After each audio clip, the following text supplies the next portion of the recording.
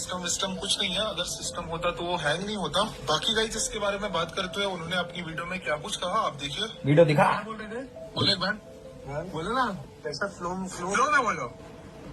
भाई के आगे मैं बोल सकता है यार। हम कैसे बोल रहे हो? एक सेकंड गाइस, एक सेकंड, ये कैसे बोल रहे हैं भाई? अगर इन्हें पता है एलिस भाई के आगे कोई नहीं बोल सकता तो फिर ये बोल के। और अभी तो रुको, क्लाइमैक्स अभी बाकी है। बोल नहीं सकते भाई, बोल रहे हैं मजे लेने के लिए सब कोई तो आपका इस्तेमाल करता है, ठीक है। अब वैसा हो ही, क्योंकि एलविस भाई के आगे कोई बोल सकता है क्या? समझ गया?